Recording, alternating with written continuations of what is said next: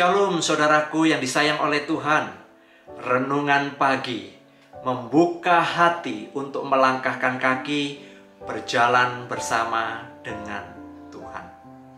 Saudara, terbentuknya mutiara dimulai saat sebutir pasir atau benda padat masuk ke dalam tubuh kerang mutiara.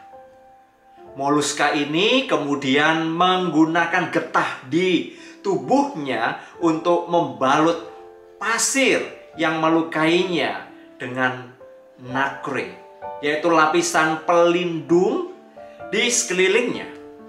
Semakin lama, lapisan nacre terus terbentuk, memisah dari bagian tubuh kerang, hingga mutiara semakin terbentuk. Tentu saja kualitas tubuh tiram juga turut menjadi faktor mutiara yang dihasilkan. Saudaraku, kehidupan keseharian kita bagaikan sebuah kerang mutiara. Terpaan masalah yang datang sesungguhnya membentuk iman kita untuk menjadi pribadi yang semakin dewasa di dalam Tuhan. Hari ini mungkin kita sangat bersyukur untuk semua pertolongan Tuhan yang sudah terjadi di dalam kehidupan kita, untuk masalah-masalah yang sudah terselesaikan. Namun mungkin masih menyisakan beberapa masalah lagi yang belum terselesaikan. Atau mungkin pada saat hari ini atau ntar siang kita menjumpai sebuah pergumulan baru. Kadangkala memang kita menutup malam hari dengan doa syukur, tetapi ketika kita bangun pagi, keesokan harinya kita sudah diperhadapkan kembali dengan masalah-masalah yang baru. Hal-hal inilah saudara-saudara yang sesungguhnya bisa membentuk diri kita untuk semakin bersandar kepada Tuhan. Sebab sesungguhnya kita tidak pernah tahu apa yang terjadi dengan kehidupan kita, apa yang ada di hadapan kita. Mungkin kita juga sudah merasakan lelah di dalam doa-doa yang kita naikkan, sebab seakan-akan tidak ada perubahan, tidak ada jawaban seperti yang terus kita naikkan. Entah sudah berapa lama kita bergumul dengan masalah itu, dan sampai sekarang itu belum terjawab. Hari ini kita membaca apa yang Tuhan Yesus katakan. Saya membacanya dari Injil Lukas pasal yang ke-18. Ayat yang pertama hingga ayat yang ke-8. Yesus mengatakan suatu perumpamaan kepada mereka untuk menegaskan bahwa mereka harus selalu berdoa dengan tidak jemu-jemu. Katanya, dalam sebuah kota ada seorang hakim yang tidak takut akan Allah dan tidak menghormati seorang pun. Dan di kota itu ada seorang janda yang selalu datang kepada hakim itu dan berkata, "Belalah hakku terhadap lawanku." Beberapa waktu lamanya hakim itu menolak, tetapi kemudian ia berkata dalam hatinya, "Walaupun aku tidak takut akan Allah dan tidak menghormati seorang pun, namun karena janda ini menyusahkan aku, baiklah aku membenarkan dia, supaya jangan terus saja ia datang dan akhirnya menyerang aku." Kata Tuhan, "Camkanlah apa yang dikatakan hakim yang lalim itu. Tidakkah Allah akan membenarkan orang-orang pilihannya yang siang malam berseru kepadanya? Dan adakah ia mengulur-ngulur waktu sebelum menolong mereka? Aku berkata kepadamu, ia akan segera membenarkan mereka. Akan tetapi, jika Anak Manusia itu datang, adakah ia mendapati iman di bumi?" Kita membaca dalam bagian ini adalah tentang seorang hakim yang jahat. Hakim ini biasanya adalah hakim bayaran yang diangkat oleh Herodes atau oleh orang-orang Romawi. Hakim seperti ini adalah hakim yang memang dibayar. Namun pada akhirnya saudara, kita melihat dalam bagian ini ada seorang janda yang meminta pertolongan, namun hakim ini tidak pernah menggubrisnya. Sampai kemudian pada akhirnya ia menjawab, menuruti, mengabulkan permintaan dari wanita janda ini. Satu-satunya alasan dia adalah memberikan apa yang diinginkan oleh janda ini adalah karena dia tidak mau diganggu lebih lanjut. Saudara, kalau kita membaca di dalam penekanan mulai ayat 3 hingga yang ke-8 sesungguhnya adalah berbicara tentang keadilan Allah. Juga untuk menggambarkan konfrontasi antara pencari keadilan yang rentan dengan yang namanya pemegang kekuasaan yang tidak adil. Yang diwakilkan dalam hari ini adalah seorang hakim yang jahat.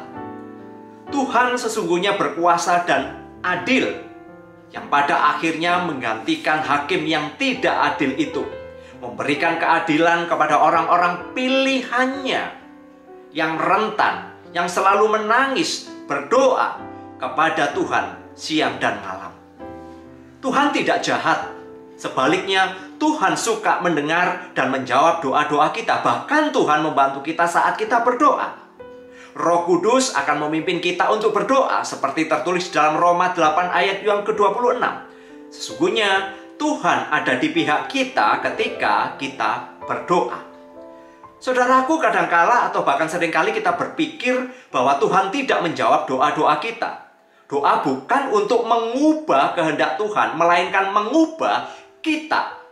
Ketekunan di dalam doa membawa elemen transformasi ke dalam hidup kita, pribadi kita, membangun diri kita untuk masuk ke dalam karakter Allah, untuk memahami rencana dan kehendaknya. Disinilah kita diubahkan dan mengalami perubahan untuk menjadi serupa dengan Kristus. Ini adalah cara Tuhan membangun hati kita untuk semakin memahami apa yang hendak Tuhan lakukan dan kerjakan atas hidup kita. Saudaraku yang disayang oleh Tuhan, sesungguhnya Tuhan Yesus mengajar kepada kita agar kita tidak berputus asa di dalam berdoa. Seringkali kita gagal dalam berdoa karena kita putus asa. Kita menjadi putus asa dan kemudian tidak lagi mau berdoa sebagaimana seharusnya. Mudah putus asa di dalam berdoa menunjukkan satu sikap ketidakyakinan kita akan realitas kuasa kekuatan dari doa. Saudaraku, terlalu sering doa menjadi pilihan terakhir dan bukan sumber atau langkah pertama. Saudaraku, doa bukanlah alat untuk memaksa Allah agar melakukan apa yang kita inginkan. Doa merupakan suatu proses untuk menyadari kuasa dan rencana Tuhan atas hidup kita. Melalui doa itulah kita menyerahkan hidup kita, keadaan kita kepada Tuhan dan belajar untuk mempercayakan sepenuhnya. Dan kita percaya bahwa Tuhan akan bertindak menurut waktu dan cara Tuhan. Pada saat kita mengandalkan anugerah Allah tidak hanya untuk jawaban dari permohonan-permohonan yang kita naikkan, tetapi juga saat kita menikmati proses bersama dengan Tuhan. Di sanalah sesungguhnya menjadi kekuatan bagi iman kita, dan itulah proses yang mengubahkan sudut pandang dan cara berpikir kita. Saudaraku, kita harus memahami bahwa Allah sungguh mengerti tentang keadaan kita. Ketika kita datang kepadanya, tentu saja saudara-saudara kita meminta hikmat, meminta pertolongan agar langkah yang kita lakukan sesuai dengan rencananya. Dorongan yang diberikan oleh Tuhan sangat jelas. Teruslah berdoa dengan tidak jemu-jemu. Disitulah saya memakai istilah doa itu bagaikan mutiara yang indah. Mari ambillah waktu untuk kita bersaat teduh sebentar.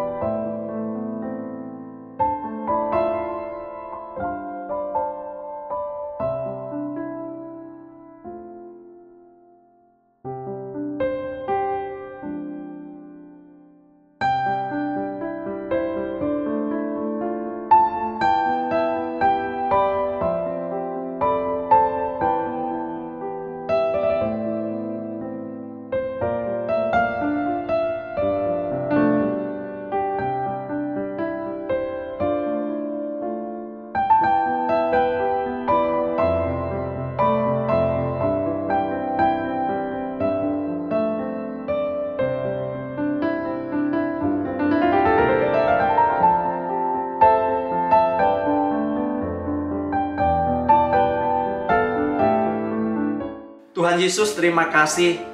Sesungguhnya Engkau tidak pernah lelah untuk mendengar doa-doa yang kami naikkan kepadamu. Sesungguhnya Engkau mengerti dan memahami siapa diri kami yang sesungguhnya di hadapan-Mu. Terima kasih, sesungguhnya kami tidak bisa berdoa, namun Engkau yang menuntun kami melalui kuasa Roh Kudus-Mu. Terima kasih, kami percaya bahwa kami ketika datang kepadamu, Engkau sangat mengasihi kami. Kami serahkan perjalanan kami di dalam minggu ini, hari ini. Kiranya Tuhan juga boleh menolong, memimpin, melindungi kami. Terpujilah Engkau di dalam nama Tuhan Yesus Kristus. Kami sudah berdoa. Kiranya setiap doa-doa yang kita naikkan, sesungguhnya itu adalah menjadi satu persembahan yang harum di hadapan tata Allah. Kiranya berkat dari Allah Bapa, Tuhan Yesus, dan Roh Kudus menyertai kita, melindungi kita hari ini sampai kedatangannya kedua kali. Amin.